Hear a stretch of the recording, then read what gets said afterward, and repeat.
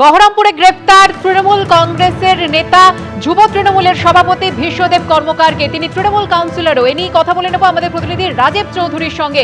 রাজীব, কি জানতে পারছো? গতকাল রাতে বহরমপুরের তৃণমূল নেতা যুব তৃণমূলের জেলা সভাপতি এবং 19 নম্বর ওয়ার্ডের কাউন্সিলর ভীষ্মদেব কর্মকারকে বহরমপুর থানার পুলিশ গ্রেপ্তার করে।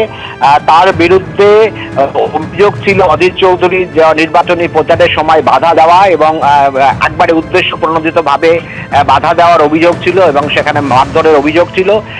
সেই অভিযোগে গতকাল ভীষ্মদেব কর্মকারকে গ্রেপ্তার করে। এই মুহূর্তে তাকে মুর্শিদাবাদ মেডিকেল কলেজ হাসপাতাল থেকে মেডিকেল করানোর পরে পিভিএম কোর্টে নিয়ে যাওয়া হচ্ছে এবং সেখানেই আজকে তাকে তোলা হচ্ছে।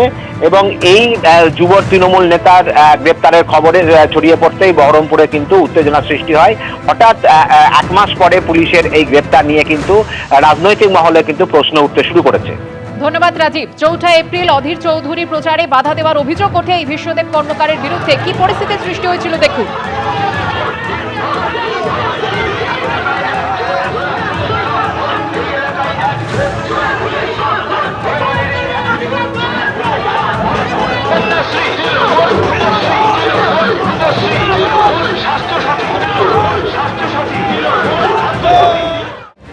বৈশাখে পশ্চিমবঙ্গের রাজনীতিতে তৈরি হলো নতুন ইতিহাস। ব্রিগেডে প্রথম বিজেপি সরকার শপথ গ্রহণ করল।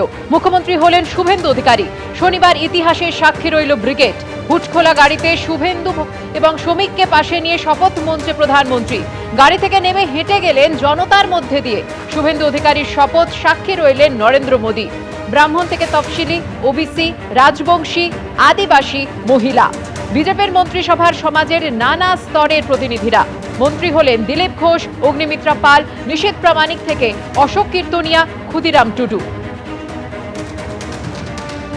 আমি শুভেন্দু অধিকারী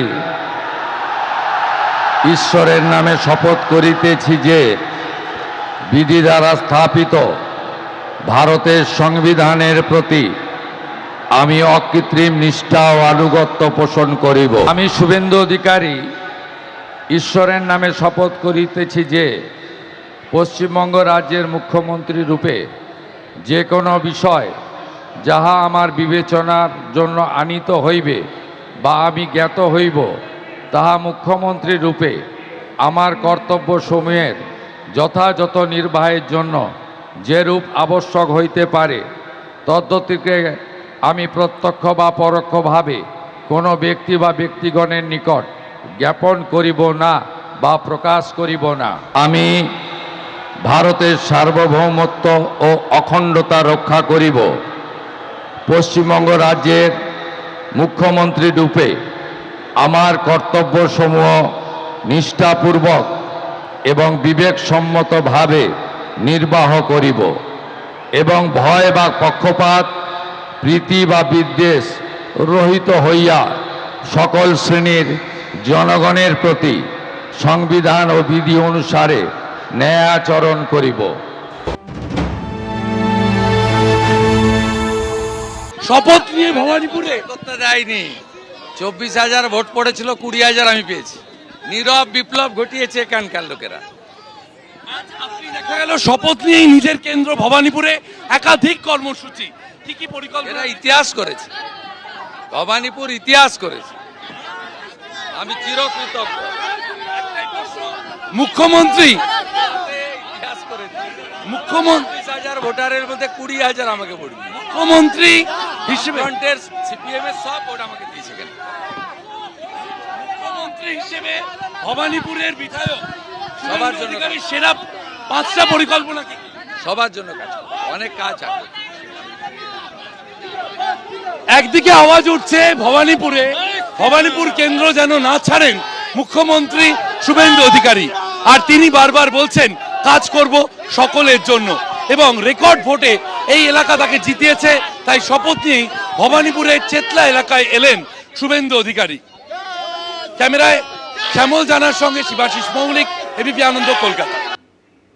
পশ্চিমবঙ্গে তৈরি হলো বিজেপির প্রথম সরকার। নবম মুখ্যমন্ত্রী হিসেবে শপথ নিয়েছেন শুভেন্দু অধিকারী। আর শপথ গ্রহণের পর তিনি প্রথমেই পৌঁছে যান জোড়াসাঁকোয়। গতকাল ছিল 25শে বৈশাখ। রবীন্দ্রনাথ ঠাকুরের আবক্ষ মূর্তিতে মাল্যদান করলেন নতুন মুখ্যমন্ত্রী শুভেন্দু অধিকারী।